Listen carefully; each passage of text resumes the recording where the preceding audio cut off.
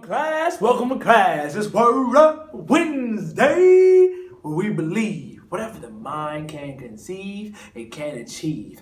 I'm Professor Miles, and I'm here to take you the distance by requiring that we eradicate poverty of the mind, the body, and the soul. That's my goal. The class is called Human Capital in Higher Education. I teach it as an honor seminar for Drexel University. And I had a student who came to me in the office hours and said, Miles.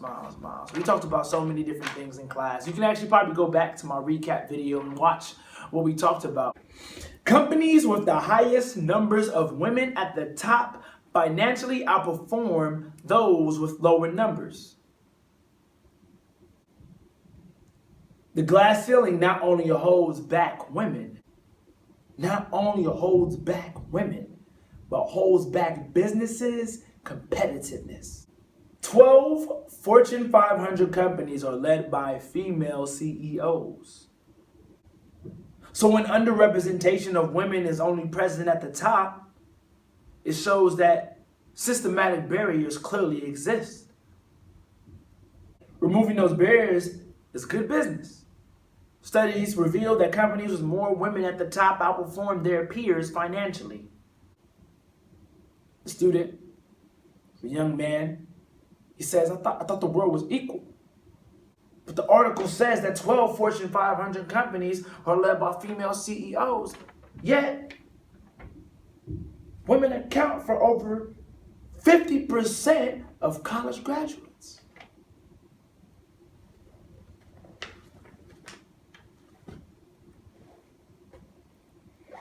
So what does that mean? What does that mean, Professor Miles?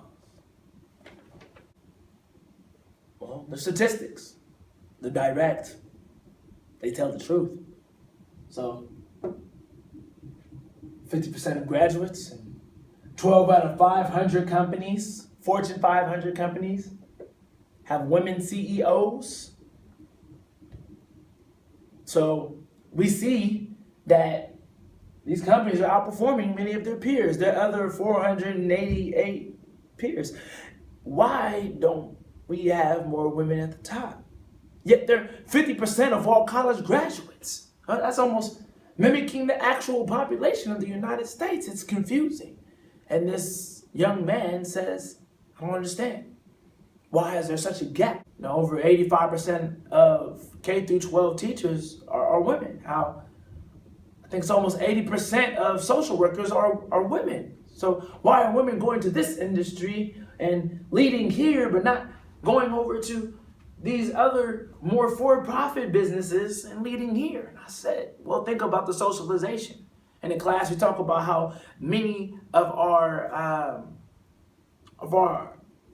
circuitry nature within our head, our brains specifically, are actually created from age 0 to 5. Think about what you were given to play with as a young man, as a boy, when you were 0 to 5. Were you building blocks and playing with cars? Were you playing with dolls and building houses and falsely cooking meals? Were you taught to be a nurturer, or were you taught to be a constructor or provider? And I talked about how there's different gender norms that exist. And those gender norms socialize us at a very young age to decide what it is that we can or cannot do. Many a times when we get to college, we have to fight against those socializations to figure out who we truly are. What does success mean to us? And what is it that we truly want to do? What's actually biological and what's socialized? About the history of patriarchy and how in many of these companies specifically, women weren't allowed, first and foremost. We're talking about maybe 100 years ago. And then within that 100 years, women were allowed, but only in certain positions that probably reinforce those exact gender norms that existed before. He's taking it back. I said, come with me. Brother, we have more to talk about. I said, now think about how women are actually finally starting to begin to be let in. But when we talk about these glass ceilings, we're talking about more than pay. We're talking about opportunity. We're talking about resources. We're talking about respect. So you have to understand, the world is not equal. even though we say it is. And that opportunity is not equal. And what you see is not always what you get. So I broke it down to him in math because, well, my mother's a math teacher, and that helps me understand the world. So let me explain to you what I explained to him. And hopefully you can give me some feedback and tell me whether this actually makes sense to you or not. It makes sense to me, it makes sense to him. And it's not necessarily a correct way to see the world, but it's an option. So we're taught our whole life that 2 plus 2 equals 4. Right. I got one of these, I got 2 of these, I have 3 of these, and I got 4 of these. That's 4. 2 plus 2 equals 4. It's math, right? 2 plus 2 can possibly not equal anything else. That doesn't make sense. 2 people plus 2 people equals 4 people. And I said, well, in the world, there's not always usually one answer to everything. Sometimes there's 2 or 3 answers, right? Do you have 5 fingers or 1 hand? Let me explain this. 2 plus 2 can equal 3. Well, how so? Well, 2 is one symbol. The plus sign is one symbol. And this 2 is another symbol. So 3 symbols exist in the equation that 2 plus 2 equals 3. Right? Before we get to the equal sign, what we think it equals, there's actually 3 symbols. So one can say 2 plus 2 equals 3. It might baffle you because you know that 2 plus 2 equals 4, but bear with me. We don't always see the same thing when we're looking at the same thing. Watch a movie with somebody and see if you pull the same concepts that they do. What's your favorite scene? Theirs might be different.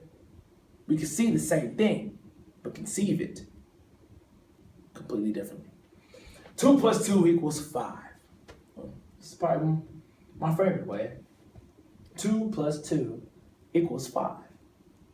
1 plus 2 plus 3 plus 4 equals 5. Why? There are 2 sides plus 2 sides, which equals 1 square. 1 square plus 4 sides equals 5. I'll do it again. I don't think you caught that. Let me do it one more time.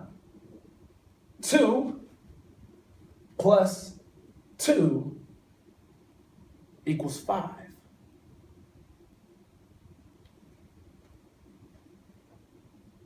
What you see is not always what you get. You may see a beautiful world, an amazing world, a gracious world. And at the same time, someone else may only see inequity. Open your eyes, open your perspective, and understand